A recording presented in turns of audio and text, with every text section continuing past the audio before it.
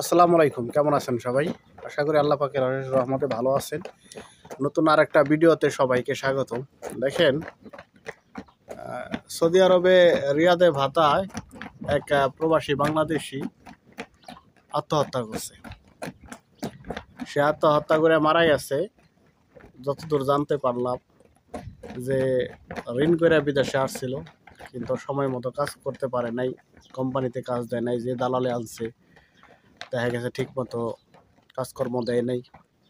দেশ থেকে ঋণ করে আসছে, কিস্তি করে আসছে, টাকা পয়সা ঠিক মতো কিস্তি দিতে পারে না। মানসিক যন্ত্রণায়, মানসিক অশান্তিতে শেষ পর্যন্ত সে কিন্তু দড়িতে ঝুলতে বাধ্য হয়েছে। তা আমরা প্রবাসী আছি, দেশের মানুষ যারা দেশে আছে তারা মনে করে ওরা বিদেশে আছে, বিদেশে শুধু টাকা আর টাকা। ঠিক আছে, মাস গেলেই টাকার খনি। ঠিক আছে, এখন কিভাবে যে আমরা ইনকাম করি, কি পরিস্থিতিতে সবাইকে চাইরা আসি, এটা আমার মতো যারা প্রবাসী আছে তারাই একমাত্র ভালো বুঝে, ভালো জানে। কেননা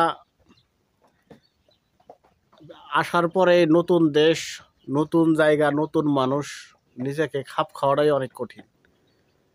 তারপরে যে ভিসায় আমাদের পাঠায় দালাল, ওই ওই ওই কাজ তো আমাদেরকে দেয় না। এই একটা অসহায় একটা মানসিক যন্ত্রণা যে যারা বিদেশে আসছে, যারা দালালের খপ্পরে পড়ে গেছে, তারাই একমাত্র ভালো জানে। অতএব যারা দেশে আছেন বা বিদেশে আসতে চাইতেছেন, মনে করতেছেন যে টাকা এত সহজ না রে ভাই, টাকা কামাইতে অনেক পরিশ্রম করতে হয় বিদেশে। বললাম আর পাইলাম, বিষয়টা এমন না। যাচ্ছেন পরিবারের মানুষ, তাদেরকে একটা কথা আমি বলতে চাই যে আমরা বিদেশে আসছি আপনাদের ভালো রাখার জন্য, ভালো থাকার জন্য। অতএব একটু মানসিক শান্তি দিয়েন আমাদেরকে। আমরা কি করি না করি একটু খোঁজ খবর রাখেন, খালি টাকা করে না। টাকা আনো না, যদি বাইসে থাকি টাকা কমার বেশি দিতে পারবো ইনকাম করে। এই ভাইটা চলে গেল গে, সে নিজের তো চলে গেল, ওই সাথে পরিবারটাকে ধ্বংস হয়ে গেল।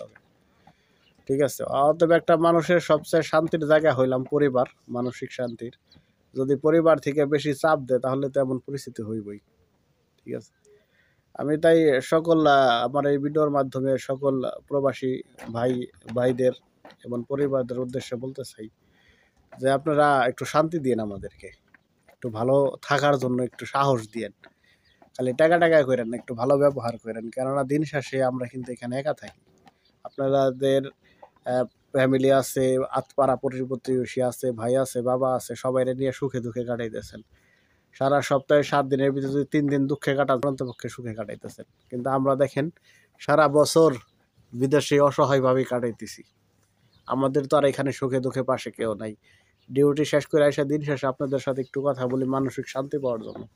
কিন্তু আপনারাই নানান প্যারা দিয়ে রাখেন, যে প্যারার কারণে দেখেন কত তাজা প্রাণটা ছেড়ে গেল।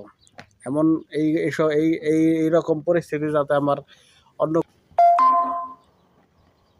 অন্য কোনো প্রবাসীর ভাইয়ের সাথে না ঘটে, সেই পর্যন্তই। ভালো থাকেন সবাই। আশা করি নতুন আরেকটা ভিডিওতে আবার দেখা হবে।